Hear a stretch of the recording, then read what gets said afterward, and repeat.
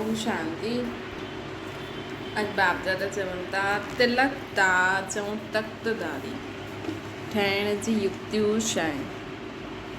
16/1/79 जा महावाक्य आहिनि। अॼु बाप दादा सर्व ॿारनि जी वर्तमान ऐं भविष्य ॿिन्हिनि जे अंतर खे ॾिसनि था। बाप दादा छा था ॾिसनि? वर्तमान ऐं भविष्य ॿिन्हिनि जे अंतर खे ॾिसनि था। अॼु बाप दादा ॿारनि जे वर्तमान खे ॾिसंदे हुए हर्षित था थियनि। बाबा असांजे वर्तमान खे ॾिसी करे हर्षित था थियनि और साथ साथ कई ॿारनि जे विचित्र चलन खे ॾिसी रहम बि ईंदो। अॼु बि बाबा जी सुबुह जी मुरली हुई न, विकारनि जे मथां। म्यूट बटन दबा दो सभु। विकारनि जे लाइ कि कॾहिं बि असांखे विकारनि जे लाइ बाबा असांखे अॼु मुरली ॿुधाई। गंगा बहन म्यूट बटन दबा दो।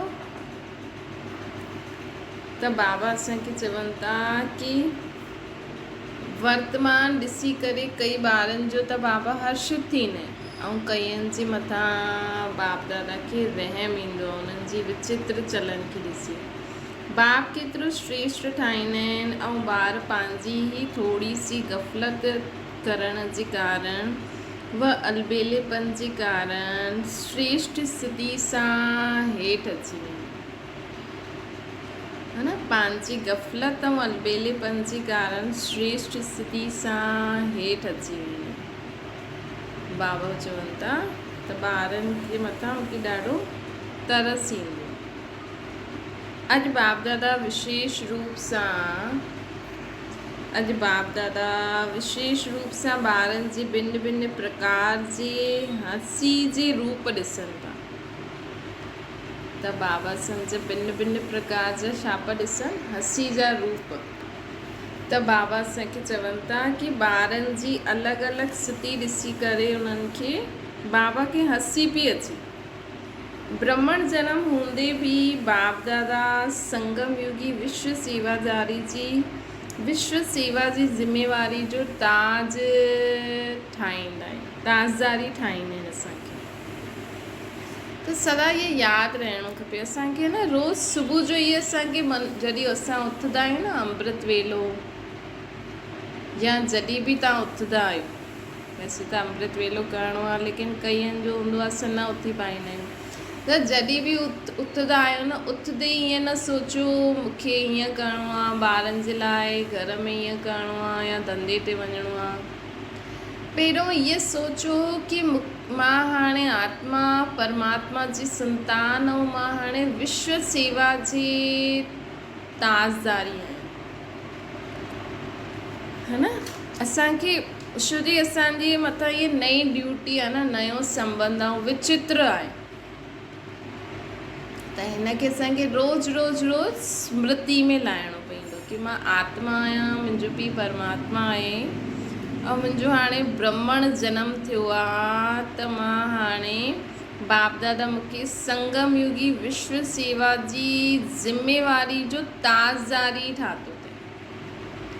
सिर्फ़ु मुंहिंजी ऐं मुंहिंजे परिवार वारनि जी, लौकिक वारनि जी ज़िम्मेवारी न आहे मूं ते, पूरे विश्व जी आत्माउनि खे मूंखे लाइट माइट ॾियणो आहे। लेकिन अॼु रमणी खेल ॾिसनि पिया, कोई खे ताज ऐं तिलकधारी बि हुया, ताज ज़िम्मेवारी जो, तिलक आत्मिक स्मृति जो। लेकिन कोई ताज़दारी जे बदिले कि उहे पिछले व अनेक अञा ताईं बि नंढा व वॾे पाप व हलंदे की हुई अवज्ञा जी घटरी सिर ते हुई उन्हनि जी, है न। कोई त बाबा चवनि था कंहिं वटि त ताज हुयो विश्व जी ज़िम्मेवारी जो ऐं आत्मिक स्मृति जो तिलक हुयो। कोई जे मथां नंढो वॾो पाप व हलंदे की हुई अवज्ञा जो थींदी आहे न, अवज्ञाउनि जी गठरी सिर ते हुई, पाप जी गठरी सिर ते हुई। असांजे मथां अञा बि पिछले जन्मनि जो पाप रहियल आहे। वो त बाबा चईंदा आहिनि अंत ताईं चुक्तो थींदो, लेकिन हीअं न असां सोचूं अंत ताईं थींदो, हा असांखे हीअं न सोचिणो आहे। पर त बि असांजा पाप ख़तमु थियनि था, हिन सां छा थींदो, हिकु त असांजे जीवन में हल्कोपन ईंदो, जो हिक ॿिए जी टेंशन आहे, जो हिक ॿिए जी ॻाल्हियूं आहिनि जो मन में डिस्टर्ब कंदियूं आहिनि, उहे सभु ख़तमु थी वेंदियूं। ॿियो असांजे जीवन में न ख़ुशी जो लेवल वधंदो। जीअं न अॼु असांखे अगरि कंहिं कुझु चयो, अज्ञान काल में कोई केरु कंहिंखे कुझु चई थो छॾे त केॾो माण्हू उनखे दिमाग़ में खणी करे केॾो डिस्टर्ब थो थी वञे न। अॼु अगरि पति पत्नी खे गारियूं ॾींदो आहे, जीअं कॾहिं गारियूं ॿुधियूं न, मार खाधी ई न, ऐं ससुराल में अची करे पति जी डांट बि, मार बि, गारियूं बि ॿुधे, त ऑब्वियसली डिस्टर्ब थी वेंदो आहे न माण्हू। अगरि ज्ञानी योगी न हुजे, भॻवान ते विश्वास करण वारो न हुजे, है न, ऐं पति खे भॻवान मञंदो हुजे। मेन त ग़लती लेडीज़ जी बि थींदी आहे कि लेडीज़ जो ज़्यादा मोह हूंदो आहे पति में, उहो पति खे जे भॻवान सम्झंदी आहे। ये ग़लती न करणी खपे, है न। त पति आहे, ठीकु आहे, दुनिया खे वधाइण लाइ माण्हू शादियूं कंदा आहिनि न, भई पति पत्नी शादी कंदा त ॿार पैदा थींदा आहिनि, सभु दुनिया वधंदी, ॿियो छा आहे, ॿियो छा खपे पति सां। अॼुकल्ह त छोरियूं बि पंहिंजो नौकिरी धंधो करनि थियूं, कमाए सघनि थियूं, पंहिंजो खाए पी ऐश करनि, लेकिन छोरे छोरी खे शादी करण जो इहो ई माण्हू सोचंदा आहिनि, भई दुनिया वधंदी। बाक़ी माण्हू सोचंदो आहे जीअं पहिरियों माउ पीउ हूंदो आहे, छोरी ऐं छोरे खे कोई न कोई साथ खपंदो हूंदो आहे जीवन में, छो जो माण्हू भॻवान खे साथी न ठाहींदा आहिनि। ख़ैर बाबा त हाणे आहिनि, वैसे त दुनिया में सत्य खां ईअं क़ाइदो हलंदो ई आयो आहे कि हर आत्मा खे, छो जो माउ बाप बि केसि ताईं रहंदा, त उन्हनि खे न्यू साथी जे लाइ, पंहिंजी गृहस्थी ठाहिण लाइ हिक ॿिए सां शादी करणी ई पवंदी आहे। इहो त सत्य खां नियम आहे। लेकिन हिन जो मतिलबु इहो थोरी कि पति भॻवान थी वियो, पति वॾो थी वियो, असां नंढा आहियूं, त हीअं बि न करणु खपे। मतिलबु ख़ुदि खे अंडर एस्टिमेट बि न करो, ख़ुदि खे ज़्यादा अहंकारी बि न सम्झो। अॼुकल्ह जेतिरियूं छोरियुनि खे छूट मिले थी, जेतिरो उन्हनि खे गवर्नमेंट ऐं बाबा बि नारी शक्ति खे अॻियां वधाइनि था, लेकिन ओतिरो नारी शक्ति काथे शक्ति खे ग़लति बि उपयोग करे, हीअ बि न करणो। त बाबा असांखे चवनि था कि असांजे मथां अवज्ञाउनि जी पाप हलंदे नंढा वॾा पाप या अवज्ञाउनि जी गठरी सिर ते हूंदी आहे, ऐं असांजे जीवन में काथे दुखी परेशान ये सभु ॻाल्हियूं बि अची वेंदियूं आहिनि, काथे असां अहंकार में बि अची वेंदा आहियूं।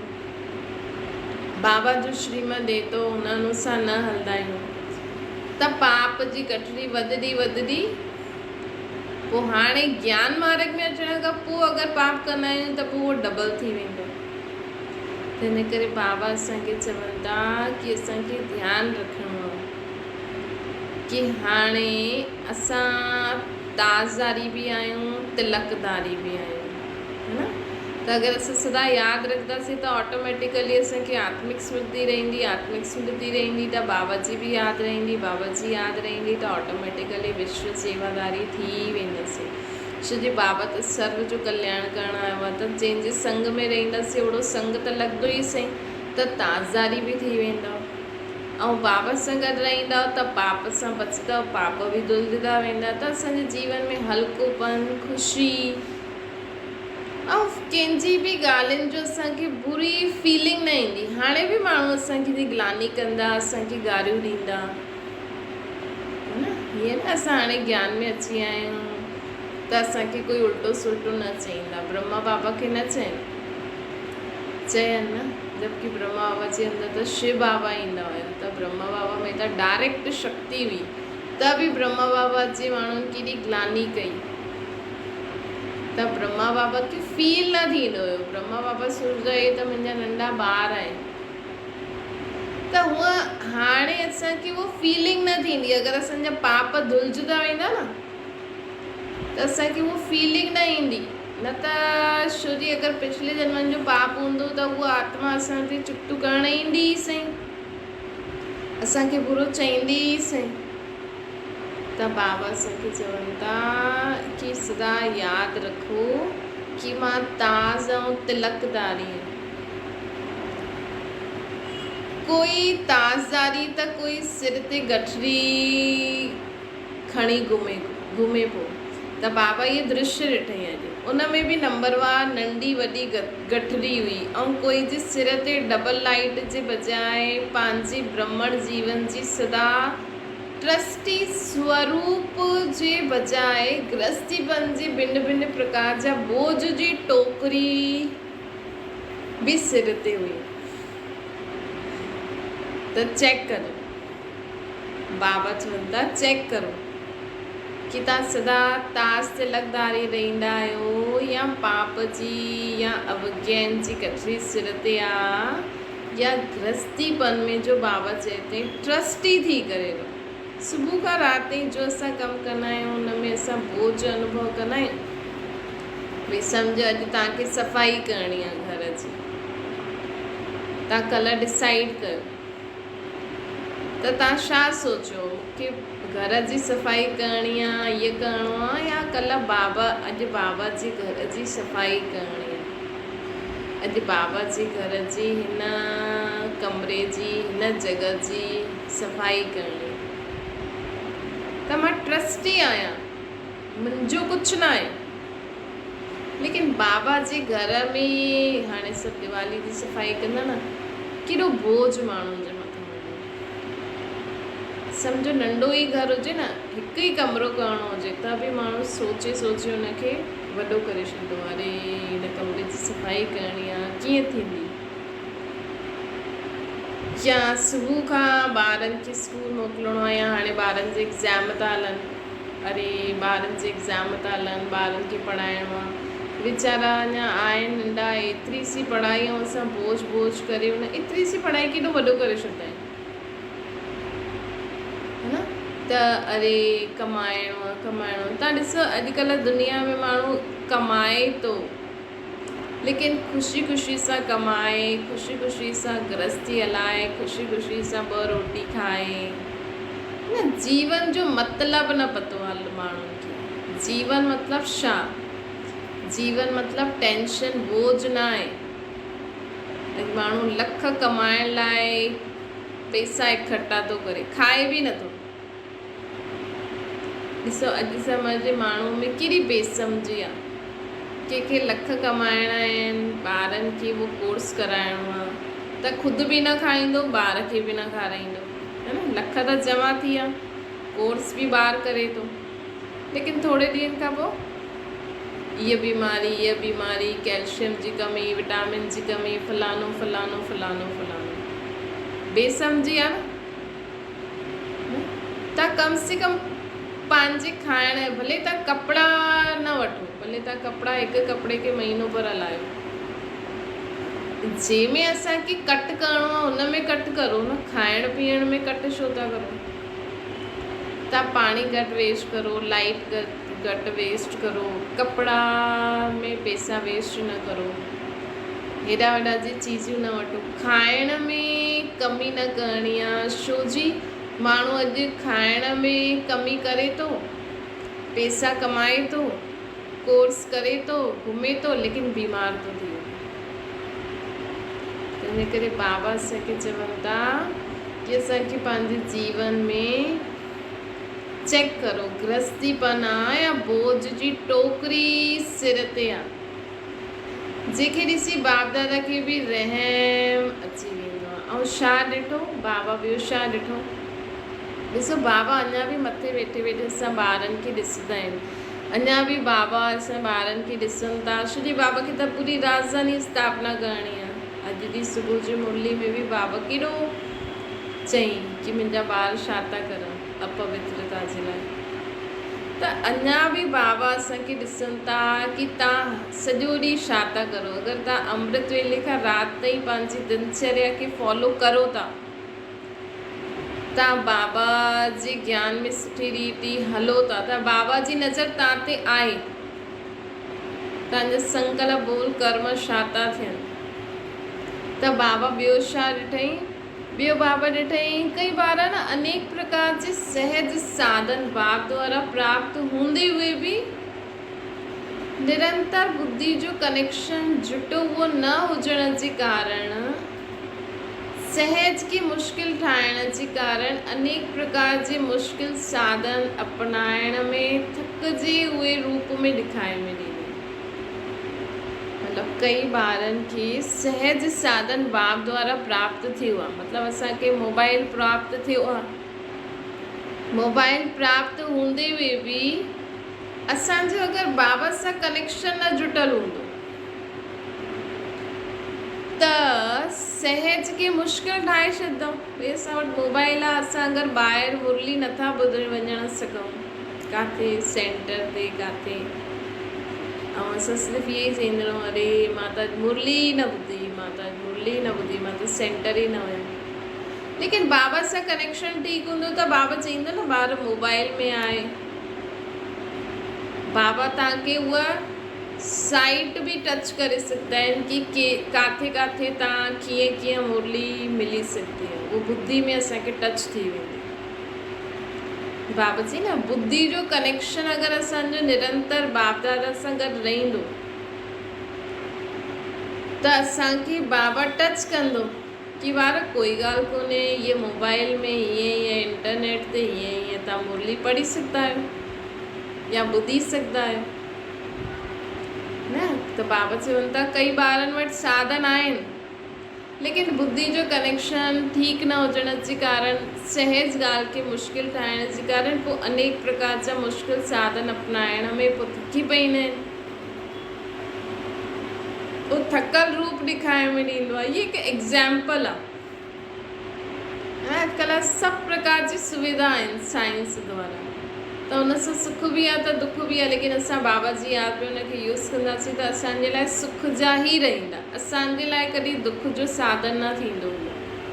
चाहे मोबाइल आहे, चाहे इलेक्ट्रिक गैस आहे, चाहे फ्रिज आहे, चाहे कुझु बि आहे, असां बाबा जी यादि में बाबा जो सम्झी करे यूज़ कंदासीं त अंत ताईं इहे सुख जो साधन ई ठहींदो।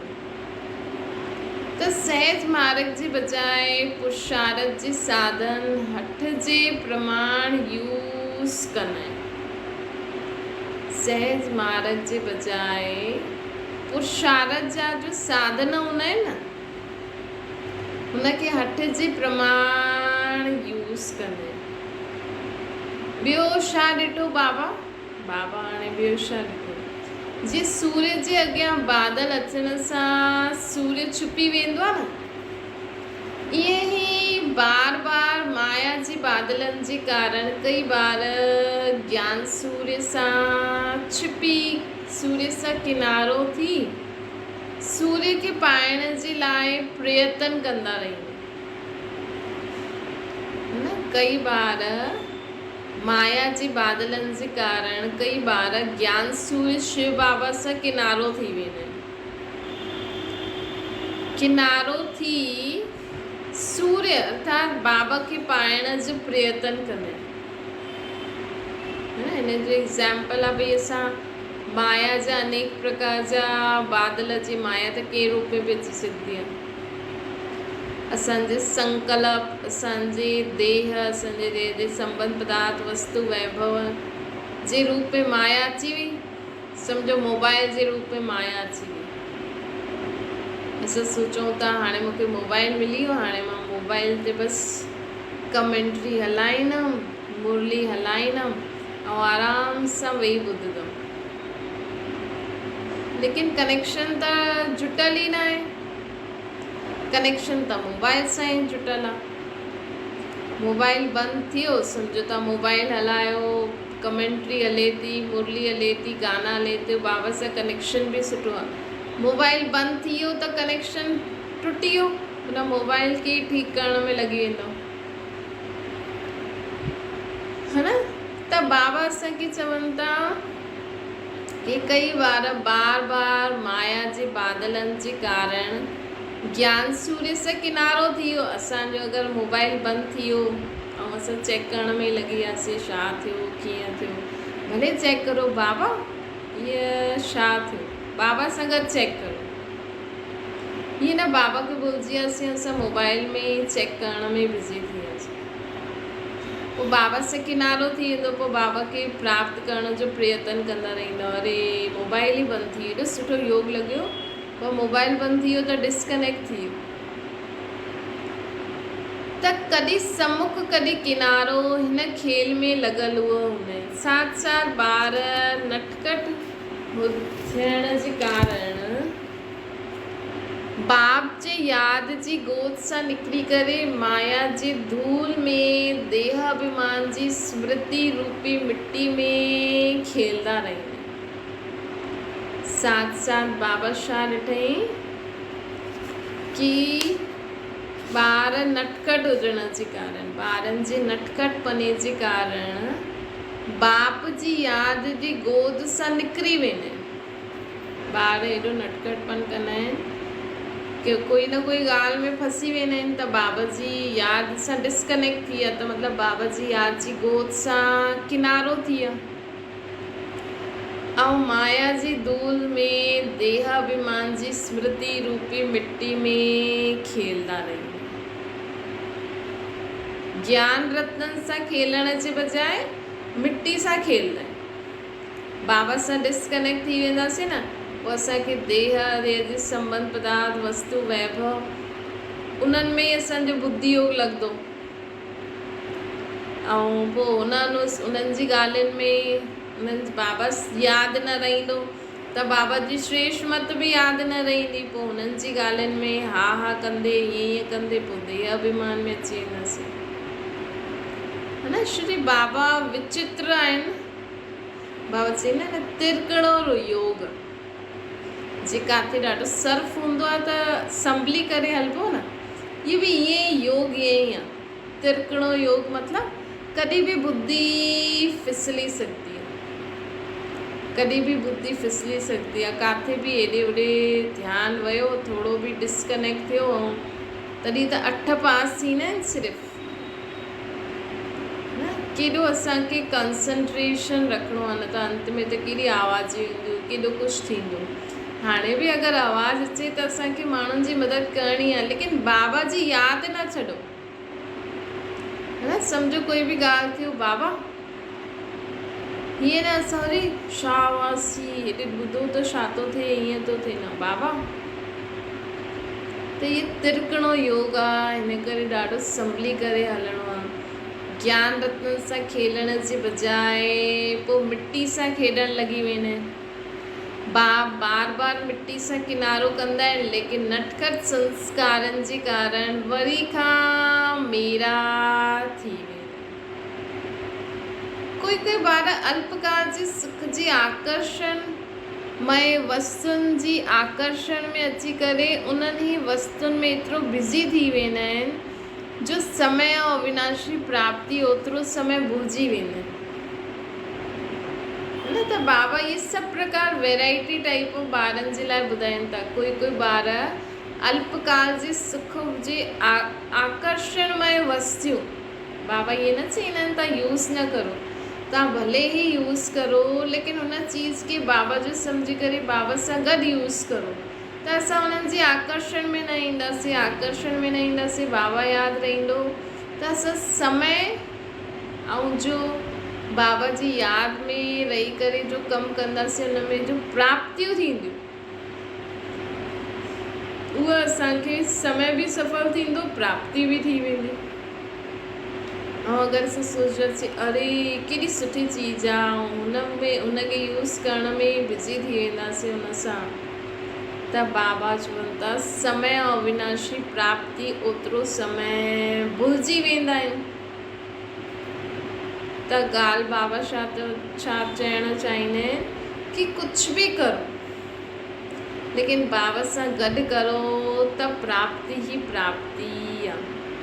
पोइ होश ईंदो आहे। अहिड़े अनेक प्रकार जे विचित्र रूप ॿारनि जा बाबा ॾिठनि। त सॼो ॾींहुं चेक कजो हिन मां जेका बि ॿार ॻाल्हियूं ॿुधाई त हाणे पंहिंजे पाण खे ॾिसो मुंहिंजो रूप कहिड़ो आहे। बाप दादा त हर ॿार खे सदा श्रेष्ठ स्वरूप में ॾिसणु चाहींदा आहिनि। त अॼु चेक कजो मुंहिंजो रूप कहिड़ो आहे, ताज़दारी आहे, बोझ वारो आहे, ट्रस्टीपन वारो आहे, किनारो करण वारो आहे, आकर्षण करण वारो आहे या प्राप्ति करण वारो। बाबा चवनि था कि बाबा अहिड़े अनेक प्रकार जा विचित्र रूप ॿारनि जा ॾिठई। हाणे बाबा चई असांखे कि पंहिंजे पाण खे चेक करिणो आहे कि मुंहिंजो कहिड़ो रूप रहियो। बाप दादा त हर ॿार खे सदा श्रेष्ठ स्वरूप में ॾिसणु चाहींदा आहिनि। बाबा त असांखे सदा कहिड़े स्वरूप में ॾिसणु चाहींदा आहिनि? श्रेष्ठ स्वरूप में। ताज खे तख़्त खे छॾे गठरी छो ठाहींदा आहियो? बाबा कल्ह असांखे ॿुधायईं कहिड़े कहिड़े प्रकार जी गठरी हुई।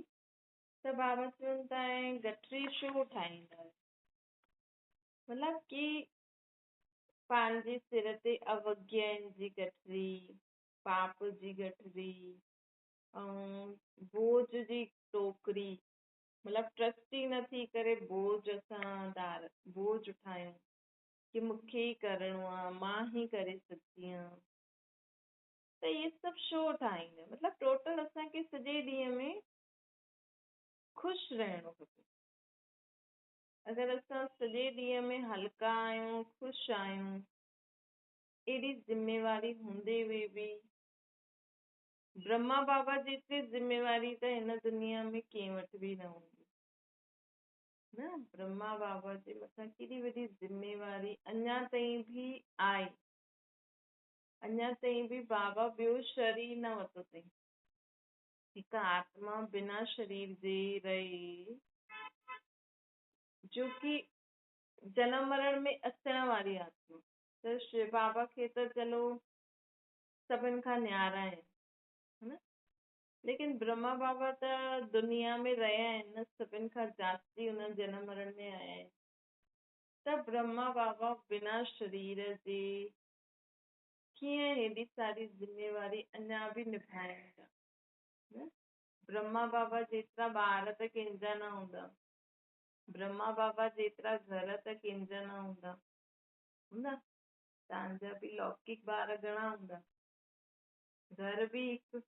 ब्रह्मा बाबा जो त हर सेंटर घर, शिव बाबा जो घर आहे सेंटर त, लेकिन मुख्य संभालण वारा त पहिरियों ब्रह्मा बाबा आहिनि न, साकार में निमित। हाणे अव्यक्त संभालनि था।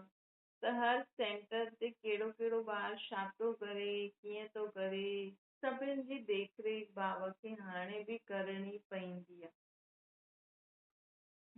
हीअं न कि ब्रह्मा बाबा मथे आहिनि त बाबा चईंदा आहिनि न मां हाणे बि ॿारनि खे ॾिसंदो आहियां। इहे बि बाबा ॾिसनि था कि मुंहिंजा ॿार कीअं कीअं, केतिरो मां चवां थो सभु कुझु मूंखे ॾियो न। जेको बि तव्हांखे बोझ अथव उहो ब्रह्मा बाबा चवनि था मूंखे ॾियो।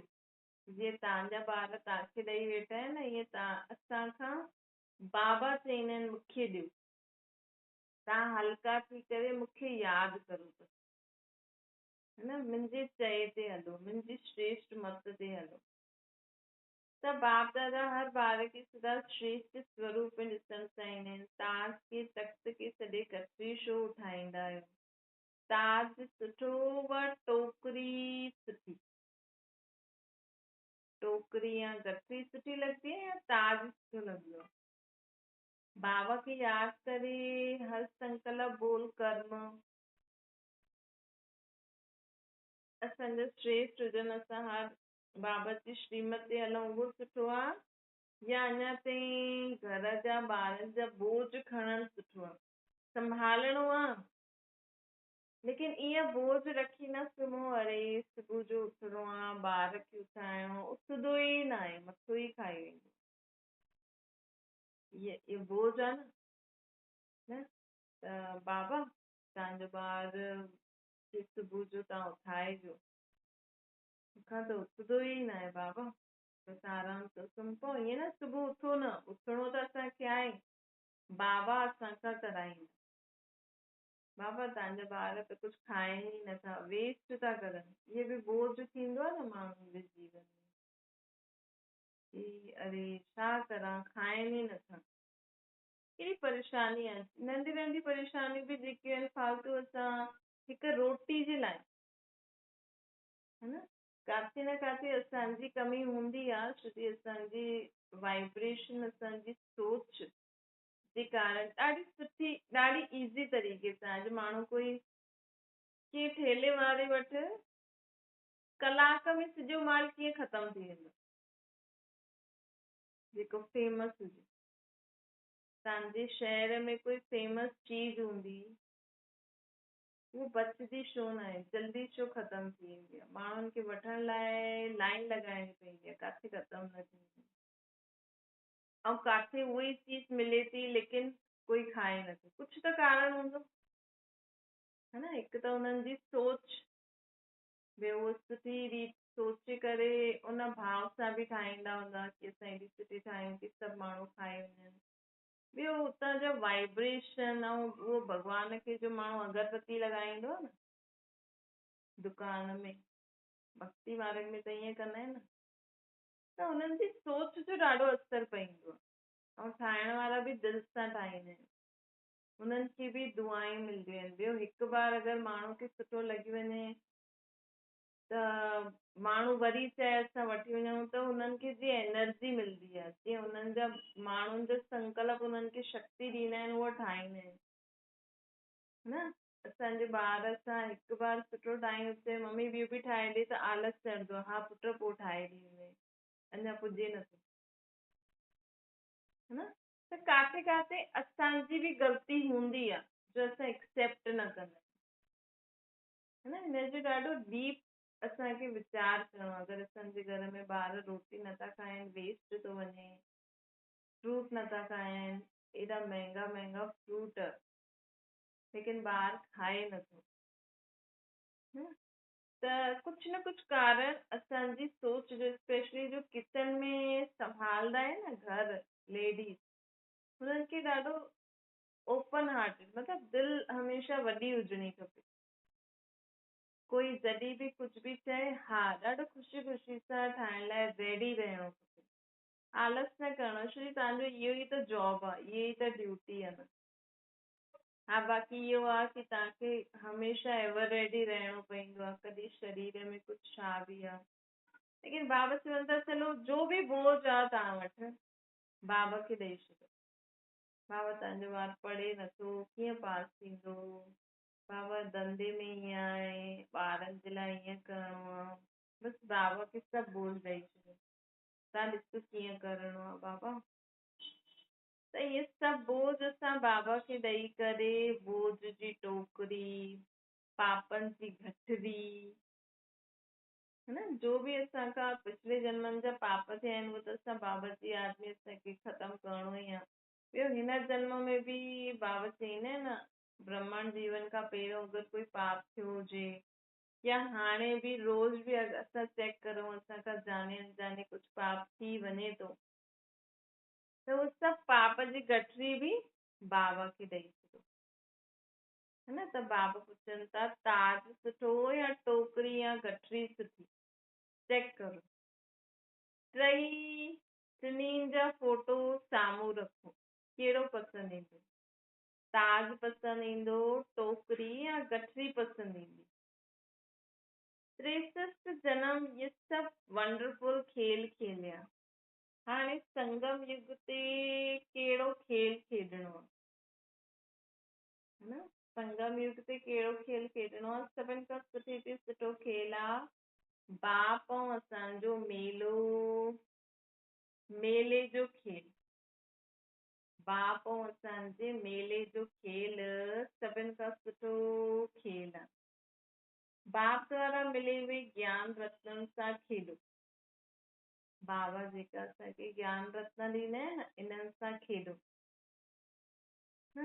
तुंहिंजे ॾींहं में हीअं न सोचो कि अरे असांखे हेॾो कमु आहे, असां इहे मुरली पढ़ो, अगरि तव्हां दादनि खे ॾिठो आहे त ब्रह्मा बाबा खां पोइ दादी साकार में निमता, लेकिन कॾहिं बि उन्हनि खे कोई ईअं न अरे हुन सेंटर में छा थींदो हूंदो, हुते ईअं थी वियो, ईअं बाढ़ अची वई, हुते छा थींदो हूंदो, वीचारा कीअं ॿार रहंदा हूंदा, कोई टेंशन न, हथ में मुरली रहंदी आहे हमेशह।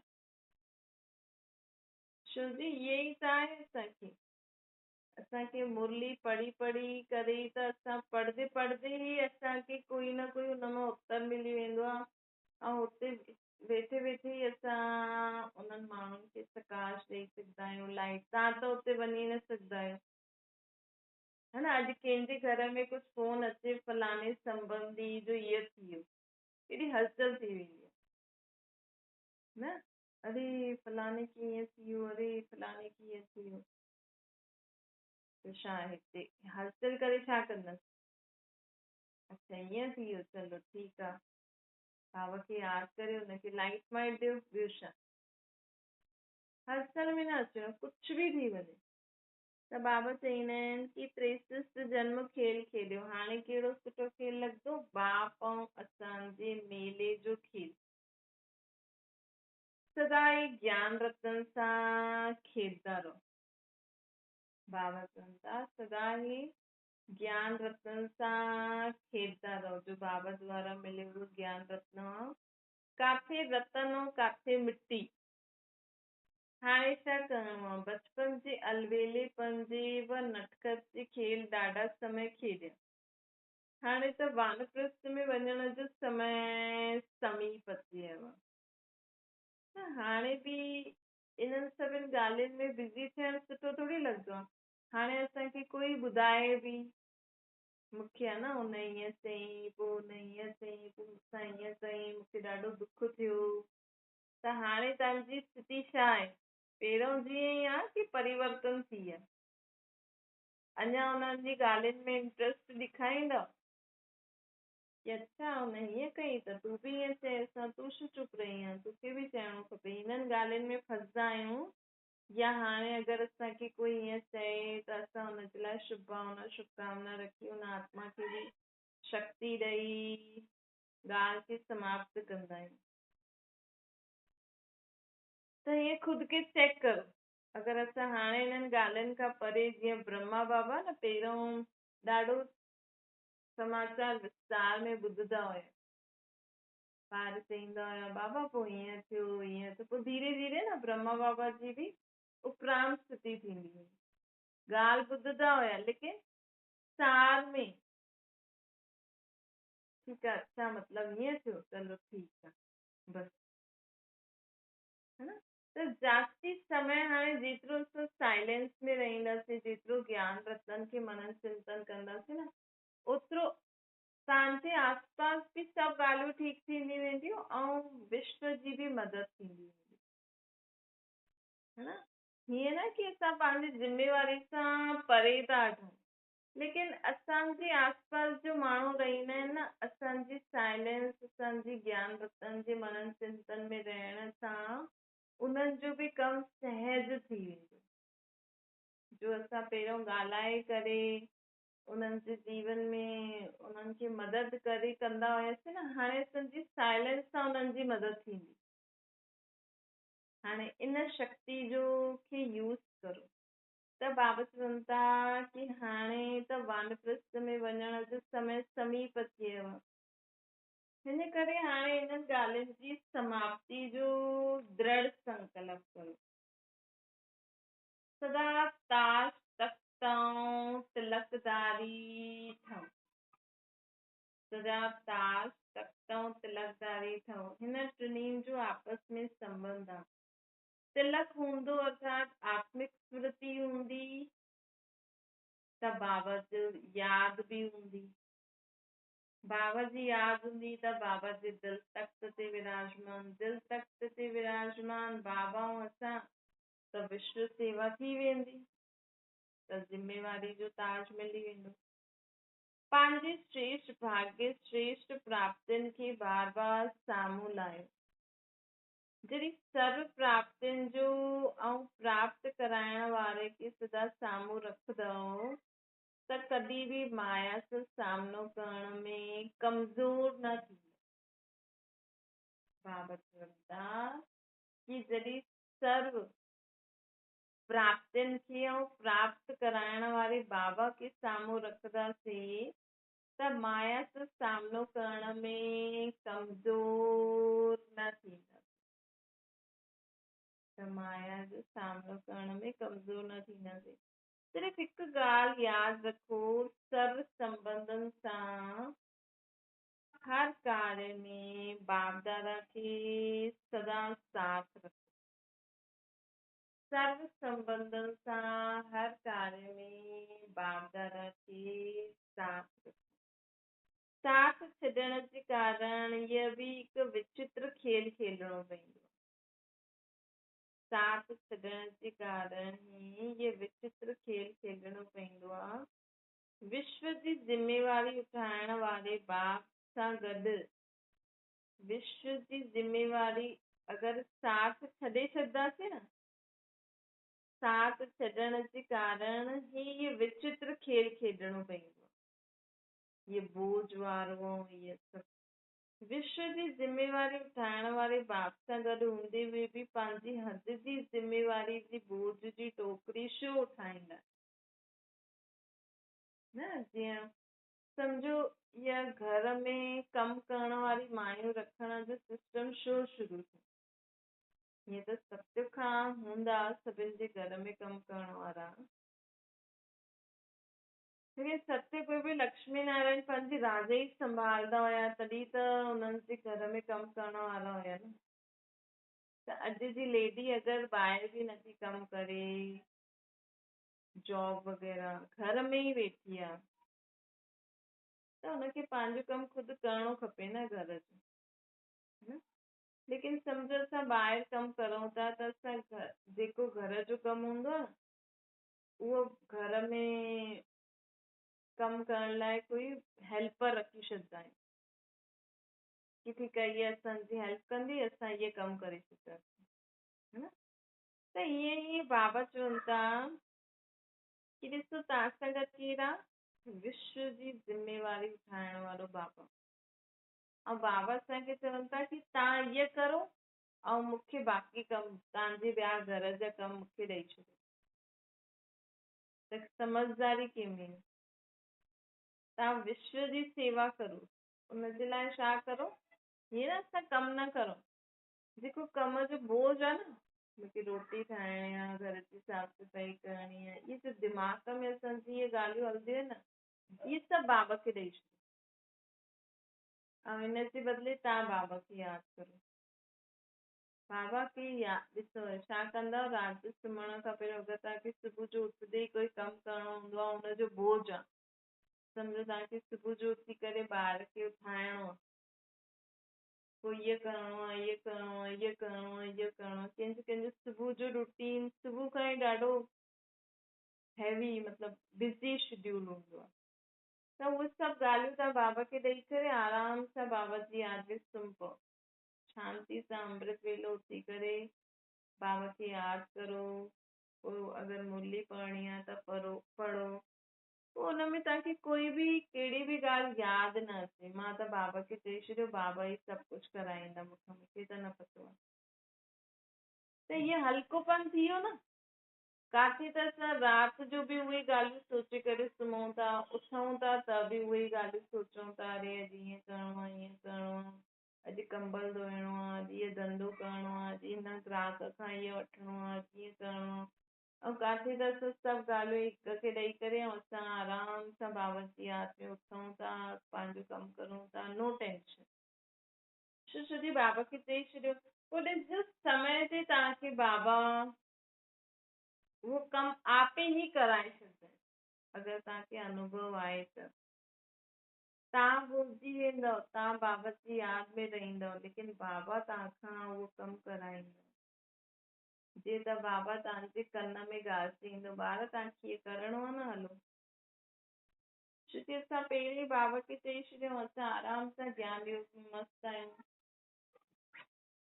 ईअं न असां सुम्ही पिया आहियूं, न असांखे उथणो आहे, जागृत अवस्था में रहणो आहे, कम बि करणो आहे, लेकिन कॾहिं कॾहिं असांजो ॻाल्हि बाबा खे ॿुधाई न, हुन मां कॾहिं कॾहिं असां भुलिजी वेंदा आहियूं, त बाबा असांखे यादि ॾियाराईंदा आहिनि। त इन रीति मतिलबु जो बुद्धि में बोझ हूंदो आहे न, उहो बोझ असांखे ॾियणो आहे। ऐं हुनजे बदिले ताज मतिलबु बाबा जी यादि जंहिंसां विश्व जी सेवा थींदी, उहा ध्यान में रखणी। त सर्व बाबा चवनि था जॾहिं सर्व प्राप्तियुनि जो प्राप्त कराइण वारे जी सदा हुनजो हिनखे साथ रखंदव त कॾहिं बि माया सां सामनो करण में कमज़ोरी न थींदी। सिर्फ़ु हिकु ॻाल्हि यादि रखो, सर्व संबंधनि सां हर कार्य में बाप दादा मूंसां गॾु आहिनि। साथ छॾण जे कारण ई विचित्र खेल खेॾणो पवंदो। साथ छॾंदा आहियूं त विचित्र खेल खेॾणो पवंदो आहे। विश्व जी ज़िम्मेवारी उठाइण वारो बाप साथ आहे त पंहिंजी हद जी ज़िम्मेवारी जी बोझ जी टोकरी छो उठाईंदा आहियो? छा विश्व जो बोझ उठाइण वारो तव्हांजो इहे नंढो सो बोझ न उठाए सघंदो आहे? हिन में निश्चय बि खपे।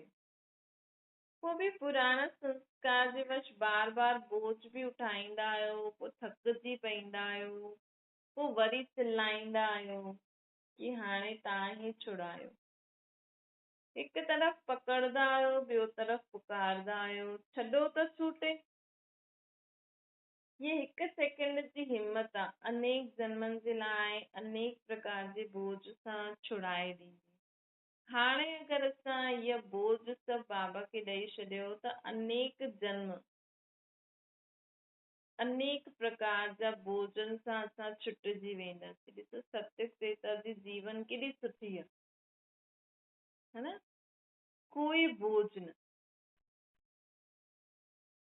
लेकिन असां पुरुषार्थ न कंदासीं, असां सत्संग में पहिरियों न ईंदासीं, पोइ त समय गम थी वेंदो न, मतिलबु थोरे समय जे लाइ असां हुन जीवन जो अनुभव करे सघंदासीं। त बाबा चवनि था पहिरियों वाइदो बाप सां छा कयो यादि आहे? मुंहिंजो त हिकु तव्हां ॿियो न कोई। जॾहिं मुंहिंजोपन ई समाप्त थी वियो, इहे हिकु मुंहिंजो रहिजी वियो, त पोइ हद जी ज़िम्मेवारियुनि जो मुंहिंजोपन काथां आयो? है न? जॾहिं मुंहिंजोपन समाप्त थी वियो, हद जी ज़िम्मेवारियुनि जो मुंहिंजोपन काथां आयो? न मुंहिंजो शरीर आहे, न मुंहिंजो मन आहे, न मुंहिंजी बुद्धि आहे, न मुंहिंजा संस्कार आहिनि, न मुंहिंजो शरीर, न मुंहिंजे शरीर जे संबंध जो बि वस्तु वैभव संबंधी आदि आहिनि, कुझु बि त न आहे असांजो। मन बि बाबा जो थी वियो, बुद्धि बि बाबा जी थी वई, संस्कार बि बाबा जहिड़ा थी विया आहिनि। त शरीर बि असांजो न आहे, त हाणे शरीर में कोई बीमारी थिए त छा अंदरि छा स्थिति रहंदी? चेक करो न। जे आए दिन असांखे नंढी कोई बीमारी थींदी आहे, सर में दर्द, बुखार, खांसी, त हुन समय बोझ लॻंदो आहे कि अरे खांसी थी वई, कीअं छुटंदी? सर दर्द थी वियो, कीअं कमु थींदो, कीअं कंदमि? त ईअं ख़ुदि खे चेक कंदा वञो कि कहिड़े बि प्रकार जो हैवीनेस, कहिड़े बि प्रकार जो बोझ मुंहिंजी बुद्धि में न हुजे, अर्थात कि कहिड़ी बि ॻाल्हि जे कारण मां बाबा खे न भुलिजां। है न? अगरि शरीर में बि कुझु तकलीफ़ थिए थी त बाबा तव्हांजे शरीर में अॼु मथे में सूरु आहे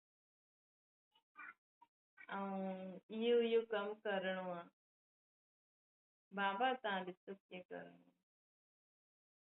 बसि पोइ बाबा ॼाणे, बाबा जो शरीर ॼाणे, बाबा जो कमु ॼाणे। है न?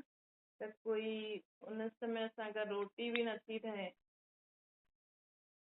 पोइ बाबा खे असां चयो आहे, बाबा ते निश्चय आहे, बाबा कोई न कोई कुझु न कुझु तरीक़ो असांखे युक्ति सां असांजी मदद करे ई वठंदा आहिनि। कुझु न कुझु अहिड़ो थी वेंदो आहे जो असांखे लॻंदो आहे थैंक यू बाबा, मुख खां आपे ई निकिरंदा आहिनि, थैंक यू बाबा, मूंखां त कि थैंक यू तव्हां इहे कमु करे छॾियो।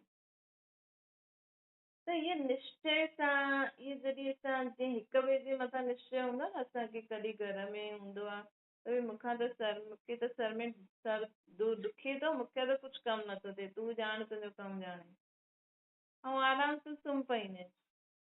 ऐं कोई ट्रस्टी माण्हू हूंदो आहे मददगार, त उहो सभु कमु सुठो करे बि ॾींदो आहे। असांखे बि निश्चय हूंदो आहे, जे घर में कमु करण वारी माइयुनि जे मथां केॾो विश्वास हूंदो आहे माण्हू की न उहा ईंदी न सभु करे ॾींदी, मां त आराम सां सुम्ही पईंदी आहियां, उहो करे करे हली वेंदी न। अहिड़ो निश्चय भॻवान जे मथां आहे अॼुकल्ह दुनिया में? अगरि भॻवान जे मथां अहिड़ो निश्चय हुजे हा त माण्हू एॾी टेंशन छो करे, अहिड़ो डिप्रेशन में छो अचे हा, एॾो टेंशन जे कारण बीमारियूं बि हिन जे कारण ई त थींदियूं आहिनि। मेन टेंशन थींदी त बीपी जी प्रॉब्लम, हिकु बार बीपी शुरू थी त पोइ लाइन लॻी वेंदी है न। त अॼु माण्हू भॻवान जे मथां विश्वास नथो रखे, लेकिन उहो घर में कमु करण वारी माई जे मथां माण्हुनि खे ॾाढो विश्वास आहे। त ग़लती कंहिंजी? त बाबा सखी इहे ई चवनि था कि इहा बोझ जी टोकरी मूंखे ॾियो, न त पोइ थकिजी पईंदा आहियो, पोइ चिल्लाईंदा आहियो, पुकारंदा आहियो। बाबा छॾे त छूटो न, छॾो त छूटो। ये हिकु सेकेंड जी हिम्मत, ऐं हिते त असांखे प्राप्ति केॾी आहे। बाबा चए थो हिकु सेकेंड जी हिम्मत अनेक जन्म अनेक प्रकार जे बोझनि सां छुड़ाए ॾींदी आहे। पहिरियों वाइदो छा कयो, मुंहिंजो त हिकु ॿियो न कोई। जॾहिं मुंहिंजोपन ई समाप्त थी वियो, हिकु मुंहिंजो रहिजी वियो, पोइ हद जी ज़िमेवारियुनि जो मुंहिंजोपन काथां आहे? देह जो मुंहिंजोपन काथां आहे न? देह जो मुंहिंजोपन काथां आहे? कमज़ोरियुनि जे संस्कार जो मुंहिंजोपन काथां आहे? ॾिसो, देह जो मुंहिंजोपन है न। तव्हां इहे करे ॾिसो, जीअं थींदो न भई अगरि सम्झो तव्हांजो ॿारु रोटी नथो खाए या पढ़े नथो, तव्हां शांति सां वेही करे बाबा खे चई करे अॼु खां टेंशन फ्री, बाबा ॼाणे, बाबा जो ॿारु ॼाणे। जे हिकदमि माई खे चई करे माण्हू टेंशन फ्री थी वेंदा आहिनि न। टेंशन फ्री जी स्थिति त पतो ई आहे, ॾिसो माइयुनि खे माण्हू चई करे या कंहिंखे बि माण्हू चई करे न, जंहिंजे मथां विश्वास हूंदो आहे, उन समय ॾिसो तव्हांजी स्थिति कीअं हूंदी आहे, हिकदमि टेंशन फ्री। त उहा ई ओड़ी स्थिति असांखे कोई बि बोझ हुजे, चाहे देह जो, चाहे धन जो, चाहे संबंधनि जो, कोई बि ॻाल्हि जो, बाबा इहे कमु करिणो आहे, हिन जे लाइ एतिरो ई धन आहे, त तव्हां ॾिसो हिकदमि टेंशन फ्री। भले उहा ॻाल्हि थिए न थिए, कीअं थिए, असांखे पतो न आहे, असां त बाबा खे चई छॾियो। त हिनखे चइबो आहे हिकदमि फ्री। जॾहिं मुंहिंजोपन ई समाप्त थी वियो, बाबा चवनि था जॾहिं मुंहिंजोपन ई समाप्त थी वियो, त पोइ टेंशन छा जी? कमज़ोरियुनि जे संस्कार जो मुंहिंजोपन काथां आयो न? बाबा चवनि था ॾिसो, देह जो मुंहिंजोपन बि ख़तमु थी वियो, मतिलबु देह में कुझु थिए त बि असांखे टेंशन न आहे, बाबा ॼाणे, बाबा जो कमु। कमज़ोरियूं आहिनि, अगरि असां में कोई कमज़ोर स्वभाव संस्कार आहे त बि असांजो मतिलबु न आहे, बाबा खे चई छॾियो, बाबा तव्हांजी आत्मा में न रोइण जो ॾाढो संस्कार आहे, पंहिंजे लाइ। बाबा मां जो तव्हांजी आत्मा आहे न, हिन में रोइण जो संस्कार आहे, ख़तम ई न थींदो। त तव्हां ई ॾिसो, त स्वयं खे ज्ञानी तू आत्मा कहलाईंदा आहियो, ज्ञान स्वरूप अर्थात चइण, सोचण, करण। असां ज्ञानी तू आत्मा कॾहिं कहलाईंदासीं? जॾहिं असांजो सोचण, चइण, करण समाप्त थी वेंदो। सदा समृत आहियो, ज्ञानी तू आत्माउनि जो हर कर्म समृत बाप समान, संस्कार गुणो कर्तव्य समृत बाप जे समान हुजनि, है न। ज्ञानी तू आत्मा अर्थात हर कर्म समृत बाप समान, संस्कार गुणों कर्तव्य समर्थ बाप समान इनखे चइबो आहे ज्ञानी तू आत्मा। त समर्थ स्टेज ते स्थित थियण वारा ये व्यर्थ जे विचित्र खेल न खेॾी सघंदा आहिनि, है न। समर्थ स्टेज ते स्थित थियण वारी जेकी आत्मायूं आहिनि न, ये व्यर्थ जे विचित्र खेल न खेॾी सघंदियूं आहिनि। त हाणे कॾहिं बि इहा व्यर्थ जा विचित्र खेल मतिलबु बोझ ठाहिण। हाणे बि अगरि तव्हां कंहिं ॻाल्हि जी टेंशन में रहंदा आहियो, बोझ आहे, नंढी वॾी अवज्ञाउनि जी अगरि असां सां थींदी रहंदियूं आहिनि, पाप थींदा रहंदा आहिनि, असां टेंशन न ॾींदा आहियूं, बाबा खे यादि न कंदा आहियूं, बाबा खे ॿुधाईंदा न आहियूं, पाप थी बि वञे त बाबा खे त ॿुधाइणो खपे न, है न। अगरि हाणे बि असां ईअं कंदा आहियूं, बाबा खे न ॿुधाईंदा आहियूं, बाबा जी मदद न वठंदा आहियूं, त असां मतिलबु कि ज्ञानी तू आत्मा न आहियूं, असां व्यर्थ ई खेल खेॾंदा रहियूं।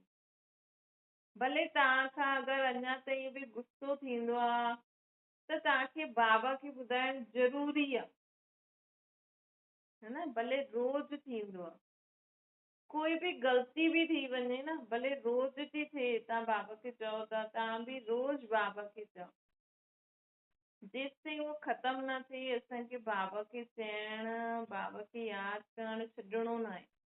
हा, बाबा खे त अंत ताईं यादि करणो, पर कहिड़ी ॻाल्हि जे करे असांजी रोज़ अवज्ञा थी थिए, रोज़ पाप थो थिए, रोज़ असां कंहिं ॻाल्हि जो बोझ जो टोकरी खणी सॼो ॾींहुं घुमूं था, मथो ई भारी थो थी वञे, लेकिन बाबा खे नथा ॾियूं। त इहे व्यर्थ जे विचित्र खेल ख़तमु करण जे लाइ बाबा असांखे चवनि था। त अॼु चेक करे सभु बाबा खे ॾेई छॾिजो। बाबा चवनि था, ॾिसो सदा समृद्ध स्टेज ते स्थित थियण वारा व्यर्थ जे विचित्र खेल न खेॾंदा आहिनि, है न। शक्तिशाली स्थिति हुजणी खपे। ज्ञानी तू आत्मा जो हस कर्म समृद्ध बाप समान, संस्कार गुण कर्तव्य समृद्ध बाप समान। त बाबा चवनि था, सदा मिलन जे खेल में बिज़ी रहंदा बाप सां मिलन मनाइण ऐं ॿियनि खे बि आप समान ठाहिणो। सदा बाप सां मिलन मेले में बिज़ी रहणो आहे, ॿियनि खे बि बाप समान ठाहिणो, है न। त अॼु बि बाबा चई न, असांखे श्रृंगारो उहो रहणो, ख़ुदि खे श्रृंगार करिणो आहे, ॿियनि खे बि श्रृंगार करिणो आहे। त हिन वर्ष छा कंदा? एॾा वर्ष बीती विया, हाणे सभु त तयार थी विया आहियो न। ॾिसो बाबा कॾहिं पुछे 79 में बाबा पुछे सभु तयार थी विया आहियो, असां सभु रेडी आहियूं न। असांखे निश्चय त आहे न कि कलयुगी दुनिया हाणे ख़तमु थियण वारी आहे, हाणे सतयुगी दुनिया अचण वारी आहे। त सतयुगी दुनिया में बि दुनिया हूंदी, है न। सिर्फ़ु असांखे जीअं अॼुकल्ह माण्हू पंहिंजे हिन ई जीवन में बिज़ी आहे, हिन ई जीवन जे लाइ पढ़ाई लिखाई धंधो कर्म आदि करे थो। छो जी हू त गरुड़ पुराण में लिखी छॾियो अथनि ग्रंथनि में कि ॿियो जनम अलाए कहिड़ो मिले, हिन में कूड़ पाप सां कमाए करे ऐश करो, है न। त माण्हू खे ॿिए जन्मनि जे बारे में, ॿिए जन्म जे बारे में माण्हू तयारी न कंदो, चईंदो आहे कि सुठा कर्म करो न त ॿियो जन्म अहिड़ो मिलंदो। लेकिन कंहिंखे एतिरो ध्यानु रहंदो आहे पंहिंजे सुबुह खां राति ताईं कर्म कंदे हुए माण्हू खे यादि रहंदो आहे मां अॼु जो करां थो कल्ह मूंसां थींदो त मां न करां। ॾाढे घटि माण्हुनि खे रहंदो हूंदो, है न। लेकिन बाबा त असांखे इहे ई त स्मृति में पको कराइणु चाहिनि था कि असांखे 21 जन्मनि जे लाइ जमा करिणो आहे, हिकु जनम बि न, 21 जन्मनि जे लाइ। इहो जनम बि असांखे अगरि अतीन्द्रिय सुख शांती ख़ुशी में बिताइणो आहे त असांजो अॼु ॾाढो सुठो हुजिणो खपे। त बाबा चवनि था तयारु आहियो त चेक कजो, हाणे विनाश थी वञे त असांजे मन में कोई संकल्प रहंदो। विनाश सां गॾु स्थापना वारा बि तयारु थियणा खपनि। इहा हाणे जो त एक्स्ट्रा टाइम मिलियो आहे कंहिं लाइ, स्वयं जे प्रति मिलियो आहे, हिन एक्स्ट्रा समय जो बि रहस्य आहे। पुठियां अचण वारा उलाना न ॾियनि कि असांखे थोरो समय मिलियो, है न। जीअं सौदे जे पुठियां एक्स्ट्रा रुंग घाता बि ॾींदा आहिनि न। वैसे ड्रामा अनुसार ये समय भी सेवा जे प्रति अमानत रूप में मिलियो। जो साकार जो पाठ पूरो थियो, अव्यक्त जो पाठ पूरो थियो, हाणे बि असांखे समय मिलियो।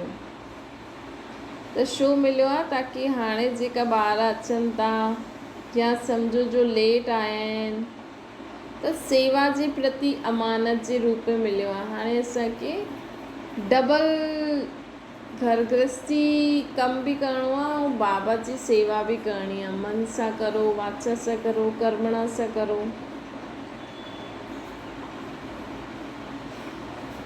इन अमानत के बाप दादा जी श्रेष्ठ मत प्रमाण यूज़ करो।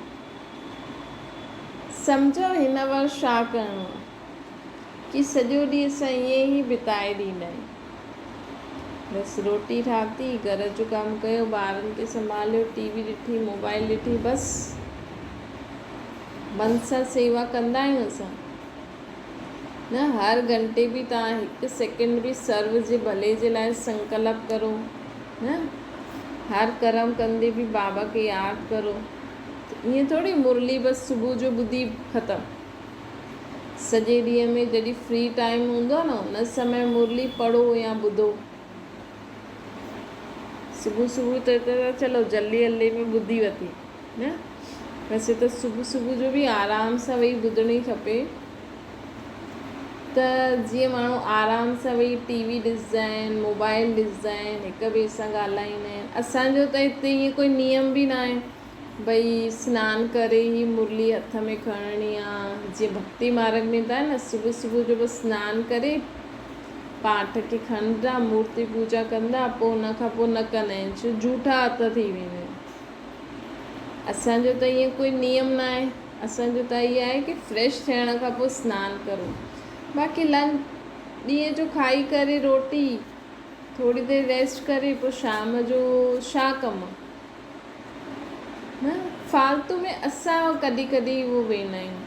लेकिन अगरि चाहियूं असां त सॼे ॾींहं में बि अहिड़ो अधु घंटो कलाक फ्री कढो, उन में बसि तव्हां ऐं बाबा ऐं मुरली।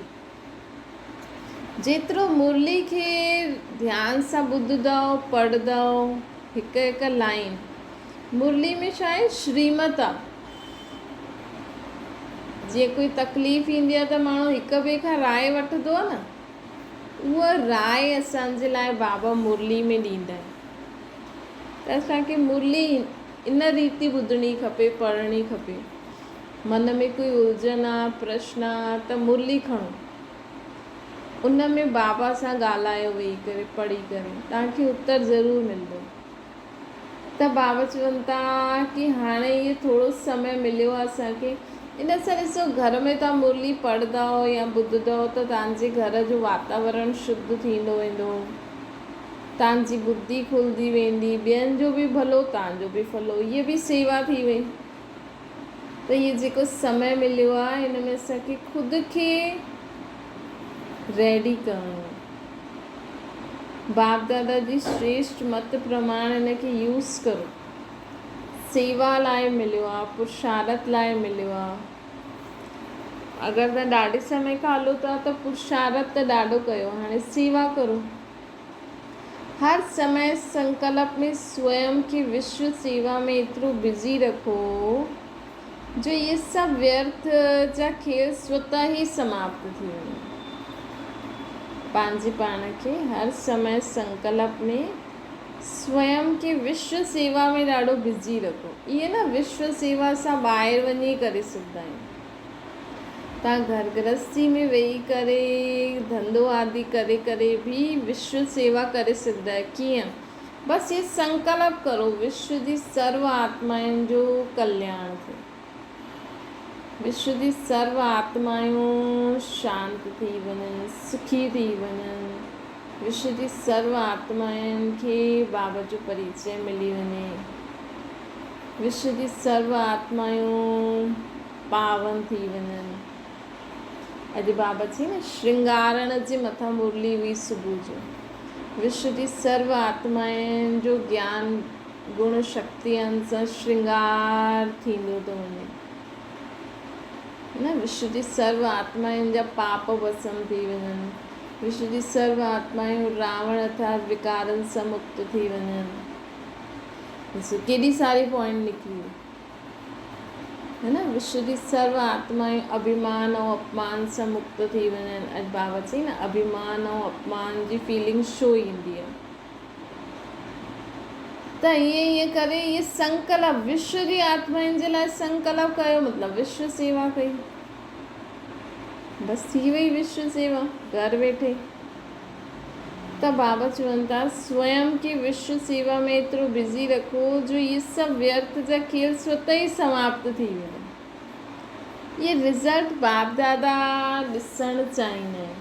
अच्छा सदा संकल्प सेकंड में भी ट्रस्टी सम्झण वारा, सदा हर संकल्प हर सेकंड में भी खुद के ट्रस्टी सम्झो।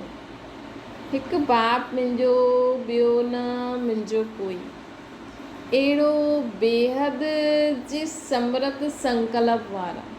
हिकु बाप मुंहिंजो ॿियो न कोई, अहिड़ो बेहद जे समृत संकल्प वारा, सदा विश्व कल्याण जे संकल्प में बिज़ी रहण वारा, बाप समान समृत संस्कार वारनि खे व्यर्थ के बाप सां गॾु सदा जे लाइ विदाई ॾियण वारा, सदा विश्व कल्याण जे संकल्प में बिज़ी रहण वारा, बाप समान समृत संस्कारनि वारा, शक्तिशाली संस्कारनि वारा, व्यर्थ के बाप सां गॾु सदा जे लाइ विदाई ॾियण वारा, व्यर्थ के बाप जे साथ जे कारण मतिलबु बाबा जे साथ रही करे व्यर्थ खे सदा जे लाइ विदाई ॾियण वारा, बाप समान समृत संस्कारनि वारा, अहिड़े ज्ञानी तू आत्माउनि खे बाबा जी बार बार वधाई हुजे, वधाई हुजे, वधाई हुजे। साथ साथ अहिड़े तख़्त नशीन वारनि खे बाप दादा जो यादि प्यार ऐं नमस्ते।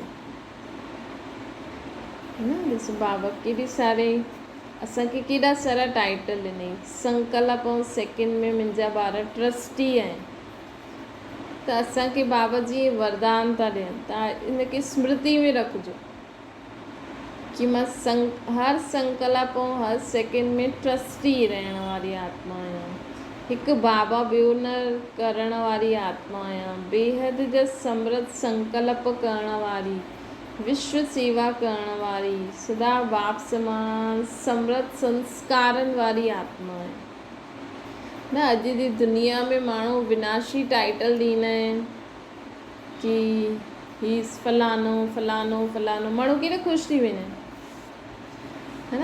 असांखे बाबा केॾा सारा टाइटल था ॾियनि है न। असांखे बाबा केॾा सारा टाइटल ॾिनई त असांखे ख़ुशी थियणी खपे। इहे सभु असां आहियूं, बाबा चवनि था इहे सभु तव्हां आहियो, सिर्फ़ु असांखे हिनखे यादि रखिणो आहे। जीअं न कॾहिं कॾहिं कंहिंखे चईंदा आहिनि कि तव्हां ॾाढा इंटेलिजेंट आहियो, भले उहो ॾाढो न आहे लेकिन उहो यादि रखंदो आहे कि हा मां इंटेलिजेंट आहियां, मां ॾाढो सुठो आहियां, त उहो सुठो थींदो वेंदो आहे। अगरि कंहिंखे तव्हां बार बार चओ तूं पागल आहे पागल आहे पागल आहे, त उनजे दिमाग़ में उहो कन में उहो ॻाल्हि फिरदी ई रहंदी आहे। पोइ धीरे धीरे पागलनि जहिड़ो कमु करणु लॻी वेंदो। अगरि उहो इग्नोर करे त न थींदो है न। लेकिन अॼु छो जी लेडीज़ छा थींदी आहे, पति खे भॻवानु सम्झंदी आहे न, त लेडीज़ खे आहे न पति चईंदो इहो पागल आहे, चरी आहे। भाइयुनि जी त गारियूं ॾियण जी बि आदत हूंदी आहे, या कोई चईंदो आहे इहे अहिड़ी आहे अहिड़ी आहे।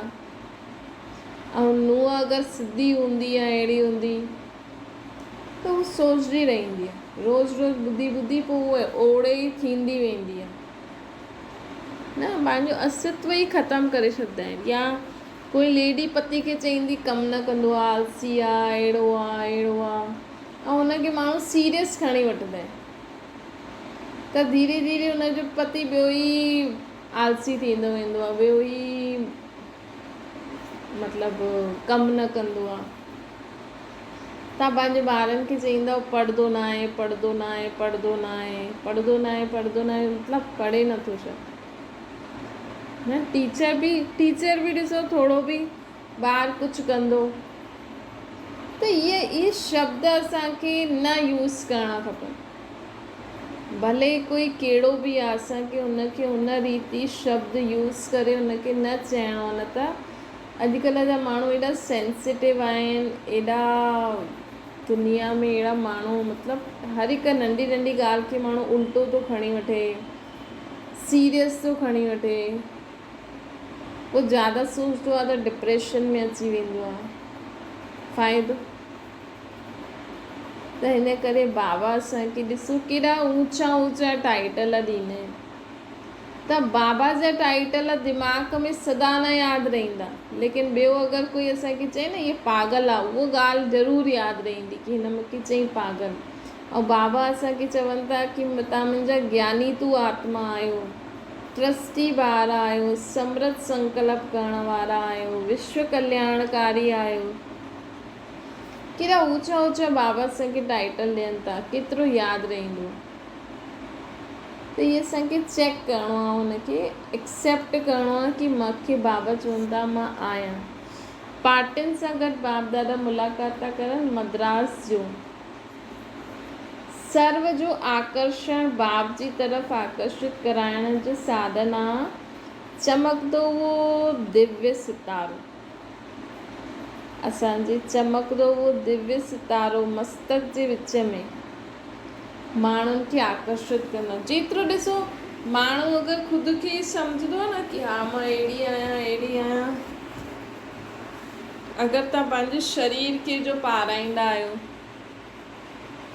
या सम्झो तव्हांजे फेस ते पिंपल निकितो, तव्हां माण्हू त न ॾिसंदा, लेकिन तव्हांजे अगरि संकल्प में हूंदो न अरे पिंपल निकितो आहे, वरी माण्हू चवनि पिंपल निकितो आहे, माण्हू चवनि, त माण्हू ॾिसंदा न, लेकिन तव्हांजे संकल्प जे कारण उन्हनि जी नज़र पईंदी है न। माण्हुनि वटि एॾो टाइम न आहे अॼु, लेकिन असां जो सोचंदा आहियूं न, उहो माण्हुनि वटि संकल्प वेंदो आहे, पोइ हुन अनुसार उहो ॾिसंदा आहिनि। त उहो ई अगरि असां सदा संकल्प करो मां चमकंदो उहो सितारो आहियां, मां सितारो इन्हनि सां ॻाल्हायां थो, मां सितारो वञा थो, मां सितारो उथां थो, वियां थो, खायां थो, पीआं थो, त न चाहींदे उहे बि असांजी चमकंदे हुए दिव्य सितारे जी तरफ़ उन्हनि जी नज़र वेंदी। तव्हांजो दिव्य सितारो सदा चमकंदो हुओ ॾेखारे में ॾिए त सितारे जी चमक सर्व खे पंहिंजी तरफ़ स्वतः ई आकर्षण कंदी।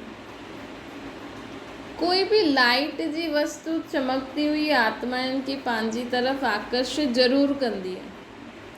तव्हां करे ॾिसजो, अॼु खां फालतू चिंतन जो जे बदिले त इहे सोचिजो मां सितारो आहियां, मां फ़रिश्तो आहियां, मां फ़रिश्तो हलां थो, मां वञा थो। वैसे बि अॼुकल्ह दुनिया में केॾी डर्टीनेस थी वई आहे न माण्हुनि जे वीचारनि में, त असां हिन शुद्ध वीचार सां ॿाहिरि वञूं न। बसि पंहिंजो कमु यादि रखो, मूंखे इहो करिणो आहे, हेॾे हेॾे वञिणो आहे, बसि मां सितारो हेॾे वञा थो बाबा सां गॾु, मां सितारो इहो कमु करे बसि थी वियो। ईअं करे असां चमकदेव सितारे जी तरफ़ सर्व खे आकर्षण स्वतः करे सघंदा आहियूं। सितारनि जी तरफ़ आकर्षित थियणु अर्थात बाप जी तरफ़ आकर्षण थियणु, त सदा अनुभव कंदा आहियो कि असांजो आत्मिक स्वरूप जो सितारो चमके थो। अगरि माण्हू असां सां आकर्षित थींदा त ऑटोमेटिकली बाप सां बि थींदा। सदा चमकंदो आहे या कॾहिं कॾहिं चमकंदो आहे। जॾहिं बाप द्वारा नॉलेज वारा सितारो चमकी वियो त हाणे बुझी त न सघंदो आहे न, लेकिन चमक जी परसेंटेज घटि ज़्यादा थी सघंदी आहे। अॼु बाबा चई न, अगरि असां पर चिंतन, परदर्शन, परमत या अहिड़ी ॻाल्हियुनि में फंसदासीं, वरी का विकार बुराइनि जे वश थी करे कर्म कंदासीं त असांजो श्रृंगार बिगड़ी वेंदो। श्रृंगार बिगड़ी वेंदो त चमक बिगड़ी वेंदी। त हुनजो निवारण छा करिणो आहे? असांजी चमक सदा वधंदी रहे, श्रृंगार कॾहिं बिगड़े न। उनजे लाइ छा अटेंशन रखिणो आहे? सदा बाप जी यादि रहे। त श्रृंगार बिगड़ण, चमक घटि थियण जो कारण छा आहे? अटेंशन जी कमी आहे। त इन करे अटेंशन प्लीज़। कल्ह जी मुरली में हुयो न कि हिते बाबा असांखे सेखारींदा आहिनि अटेंशन प्लीज़, उनजे बदिले उहो आर्मी वारा कॉपी कंदा आहिनि न। ॾिसो, हर क्षेत्र में बाबा जी युक्तियुनि खे माण्हुनि कॉपी कयो,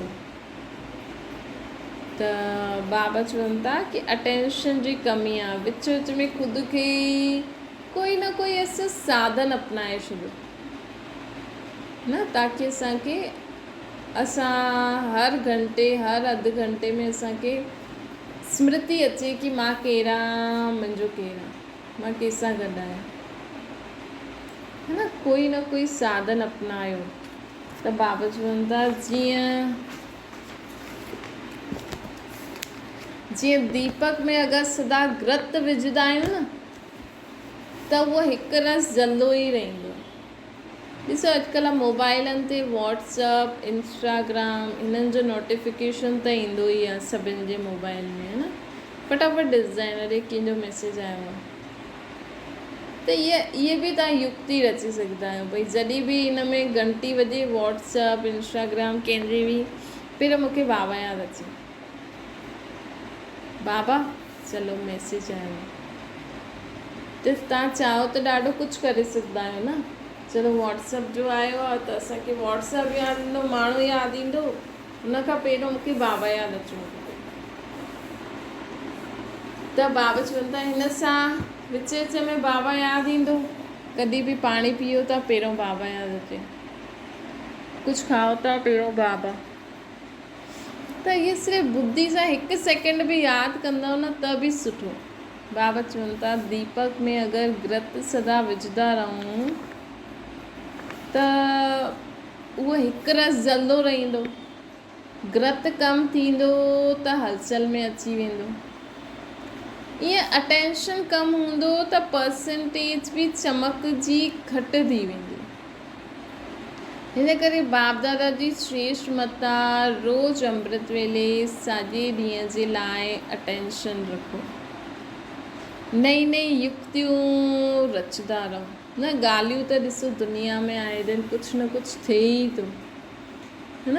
कुझु हेॾे असां ॻाल्हियुनि जे कारण माण्हू चवंदा आहिनि ॻाल्हि ई अहिड़ी थी, मां त सॼो ॾींहुं भुलिजी वियमि। बसि सुबुह जो अमृत वेलो कयो, मुरली ॿुधी, उनखां पोइ गुम। बाबा अॼु चई न, ॿाहिरि निकिताऊं झोली छणिजी वई जीअं त अहिड़ी ॻाल्हियूं असांखे बाबा जो मुरली में ॿुधाईंदा आहिनि न, उहो दिमाग़ में वेही रहणी खपनि कि मुंहिंजी झोली भरिजल आहे अञा ताईं या ख़ाली थी वई न। जॾहिं तव्हां एकांत में वेही करे हिन ज्ञान जी अहमियत खे ॼाणंदा, बाबा जी यादि जी अहमियत खे ॼाणंदा कि अगरि मां ज्ञान सुठी रीति मनन चिंतन न कंदमि, बाबा खे यादि न कंदमि, न त मां पंहिंजी जीवन में भी सुठी रीति न हली सघंदी आहियां, ॿियनि जी बि सुठी रीति पालना न करे सघंदी आहियां, त फ़ाइदो छा आहे? है न? त विच विच में बाबा कमु करण लाइ मना नथा करनि। बाबा चवनि था तव्हां भले ई अमृत वेलो कयो, मुरली ॿुधी, हुन खां पोइ तव्हां सॼो कम में ई लॻा रहो। सिर्फ़ु बाबा छा चईंदा आहिनि? उठंदे वेहंदे खाईंदे पीअंदे मूंसां गॾु रहो, त बुद्धि में ज्ञान टपकंदो रहंदो। असांजो हर कमु बाबा जी श्रीमत अनुसार थींदो, है न? ॿियो कुझु थोरी था चवनि बाबा। बसि हाणे तव्हां मुरली ॿुधी हाणे इहा ॿुधी अवे मुरली ॿुधी करे वेंदव, बसि बाबा सां गॾु बाबा हलो हाणे इहे था करूं, इहे था करूं, हलो रोटी था खाऊं, हलो थोरी देरि रेस्ट था करूं, हलो चांहि था पियूं, हलो ईअं था करूं, बसि हलो राति जी रोटी ठाही, हलो बाबा सुम्हूं था। बसि सुबुह जो अमृत वेलो थोरे समय बाबा सां गॾु सिर्फ़ु मां ऐं बाबा। हुन में छा करिणो आहे? जो बि ॻाल्हियूं आहिनि उहे बाबा खे ॿुधाए करे विश्व सेवा करणी आहे न। आए दिन न्यूज़ त ॿुधो ई था, किथे छा थो थिए, किथे छा थो थिए। हलो बाबा होॾे बाढ़ आई आहे, उन्हनि सभिनि खे सकाश था ॾियूं, उन्हनि सभिनि आत्माउनि खे मदद। किथे भूकंप आयो आहे, या तव्हांजे संबंधियुनि जी कंहिंजी तबियत ठीकु न आहे, कंहिंखे कैंसर आहे, हार्ट फलानो फलानो, किडनी, हलो बाबा सभिनि जी हार्ट ठीकु थी वञनि, हिन जे लाइ उन्हनि खे सकाश था ॾियूं, सभिनि जी किडनी ठीकु थी वञे, सभिनि जो शरीर निरोगी थी वञे, सभिनि जी आत्मायूं श्रृंगारजी वञनि। केॾो सहज आहे। इन जे लाइ पहिरों पंहिंजो सॼो बोझ जेको मुंहिंजो करे वेठा आहे न, कल्ह बाबा चई न कि विश्व जो रक्षक, विश्व कल्याणकारी तव्हांजी बोझ न उठाए सघंदो आहे। लेकिन जॾहिं असां सभु बोझ ॾियूं ऐं जॾहिं असां बाबा जे कम में मदद करूं, तॾहिं त बाबा बि मदद कंदो न, है न? अॼु अगरि तव्हांखे की चओ मूंखे रोटी ठाहे ॾे, ईअं कर, त उहो चईंदो मुंहिंजो बि कमु कर। कल्ह उहो बि वेंदी ॿाहिरि त तव्हांखे चईंदी मुंहिंजी बि रोटी ठाह, मां तुंहिंजे लाइ ठाती ॾियां। त बाबा बि चईंदो तव्हांजा इहे नंढो सो घरु, थोरा बहुत ॿार, हिन ड्यूटी खे मां संभालां थो, तव्हां बसि मूंखे यादि करो, त मां तव्हां द्वारा ॾाढी सेवा करे सघंदो आहियां हिन दुनिया में। तव्हांजो ई थोरो सो कमु छा आहे? त बाबा चवनि था कि ईअं अटेंशन कमु थींदो आहे त परसेंटेज बि कमु थींदी आहे। इन करे युक्ति रचो कि सदा असांखे अटेंशन रहे कि मां बाबा जी यादि में आहियां। हिन करे बाप दादा जी श्रेष्ठ मत आहे रोज़ु अमृत वेले सॼे ॾींहं जे लाइ अटेंशन रखो। रोज़ु अमृत वेले पंहिंजी दिनचर्या खे सेट करो।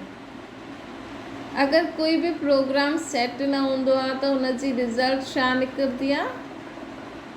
सफल न थींदा आहिनि। त हिते बि अगरि रोज़ु पंहिंजी दिनचर्या सेट न कंदा त सफलता मुहूर्त अनुभव न करे सघंदा। अटेंशन रहंदो बि आहे, लेकिन अंडरलाइन करो, है न? रोज़ु जीअं असांखे पतो हूंदो आहे अॼु मूंखे सॼो ॾींहुं छा करिणो आहे। तव्हांखे पतो आहे न, सुबुह जो ई उथंदे हुए माण्हुनि खे राति जो सुम्हंदे हुए बि पतो हूंदो आहे कि हा कल्ह इहो करिणो आहे, इहो करिणो आहे, इहो करिणो आहे। त हूअं ई असांखे इहे त देहिक देह सां जो असांखे करिणो आहे, लेकिन मन में हर घंटे कहिड़ो अटेंशन रखिणो आहे? हर अधु घंटे,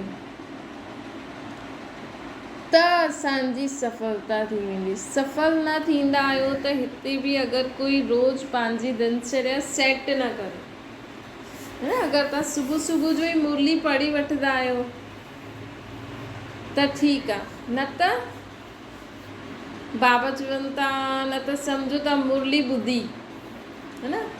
मुरली ॿुधण खां पोइ जो असां योग में वेहींदा आहियूं 10-15 मिंट, हर सेंटर ते हर जॻह वेंदा ई आहिनि, किथे 10 मिंट, किथे 5 मिंट। ख़ासि मुरली ॿुधण खां पोइ जल्दी न उथणो खपे। मुरली ॿुधण खां पोइ कोशिशि करो 5 मिंट मूंखे बाबा अॼु छा छा ॿुधायईं, सॼो ॾींहुं मूंखे छा छा अटेंशन रखिणो, काथे ॾिसो 1 घंटो हलो, अधु घंटो 1 घंटो वेठो, बाक़ी 5 मिंट वेहण में छा थो वञे।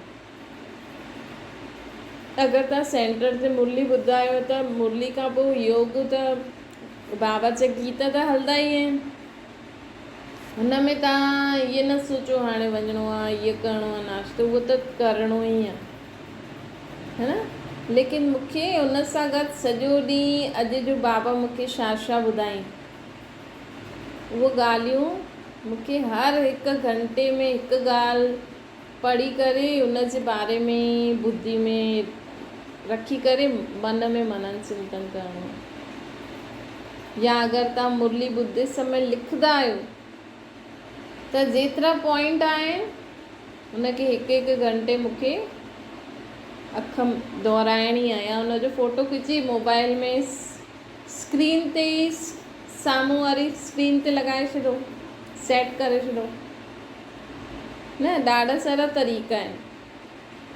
त बाबा चवनि था कीअं असांखे पंहिंजी दिनचर्या सेट न कंदा त सफलता मूर्त अनुभव न थींदो।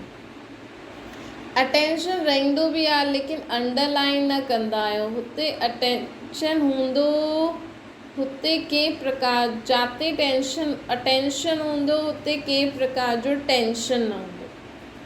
जीअं राति थींदी आहे त ॾींहुं न थी सघंदो आहे न, त टेंशन आहे राति, अटेंशन आहे ॾींहुं, त ॾींहुं ऐं राति ॿई इकट्ठा न थी सघंदा आहिनि। अगरि कंहिं प्रकार जो टेंशन आहे त हिन सां सिद्ध आहे कि असां काथे न काथे अटेंशन न रखियो। साधारण अटेंशन और संपूर्ण अटेंशन में अंतर हूंदो आहे। संपूर्ण अटेंशन अर्थात जो बाप जा गुण व शक्तियूं उहो पंहिंजे में हुजनि। अगरि असांखे पूरो अटेंशन आहे त अगरि असां पूरो अटेंशन रखंदासीं, मतिलबु पूरे अटेंशन सां सॼे ॾींहं में कंहिं न कंहिं रीति सां बाप खे यादि कंदा रहंदासीं त बाबा जा गुण ऐं शक्तियूं असां में अची वेंदा। बाप जा ॿार ठहिया त हुनजो प्रूफ बि त खपे न। ईअं ई असां चईंदासीं असां बाबा खे यादि कंदा आहियूं, भॻवान खे यादि कंदा आहियूं, असांजे संकल्प बोल कर्मनि में थोरो बि परिवर्तन न आहे त केरु मञंदो? प्रूफ बि त खपे न। ॾिसो तव्हांखे माण्हू अॼु बाबा चई न, कई माण्हू चईंदा आहिनि ब्रह्म कुमारियूं शास्त्र न पढ़ंदियूं आहिनि, मंदिर टिकाणे न वेंदियूं आहिनि, इहे सभु न कंदियूं आहिनि, त तव्हां बि उन्हनि खे अथॉरिटी सां चई सघंदा आहियो, है न। तव्हां बि चई सघंदा आहियो चलो तव्हां त ग्रंथ शास्त्र पढ़ो था। वैसे त बाबा चईंदा आहिनि कि तव्हां चओ कि हा असां बि पढ़िया आहिनि, अहिड़ो पढ़ी करे असां जेतिरो पढ़ियो आहे ओतिरो कंहिं न पढ़ियो हूंदो, ऐं असां पढ़ी करे जीवन में अप्लाई बि करूं था न। तव्हां अथॉरिटी सां चई सघंदा आहियो। गीता में लिखियलु आहे न काम मां शत्रु आहे, तव्हां छॾियो काम विकार खे। ॾिसो असां छॾियो आहे न। मतिलबु असां कंहिंखे बि ॾिसो, राम खे हुनजी मां छा चई, तव्हां त रोज़ु रामायण ॿुधंदा आहियो, तव्हां सां गॾु ईअं थिए त तव्हां करो, हली वञो जंगल में, तो छा फ़ाइदो पढ़ण जो, है न। ईअं ई असां उन्हनि खे अथॉरिटी सां चई सघंदा आहियूं कि तव्हां त पढ़ो था लेकिन उनखे धारण करे त हलो नथा। असां त ॾिसो धारण करे बि हलूं था। त उहो ई जॾहिं असां में बाबा जा गुण शक्तियूं ईंदियूं तॾहिं त असां कंहिंखे अथॉरिटी सां चई सघंदा आहियूं न। असांखे कंहिंखे डिॼण जी दरकार न आहे कंहिंसां। कोई तव्हांखे चए तव्हां हीअं नथा करो, हीअं नथा करो, चओ तव्हां हीअं करे केतिरा हीअं ठहिया आहियो। असां त ॾिसो ठहिया बि आहियूं, भले असां उहो नथा पढ़ूं लेकिन असांखे त प्रैक्टिकल में भॻवानु गीता ज्ञान ॿुधाए करे ओड़ो ठाहे बि थो।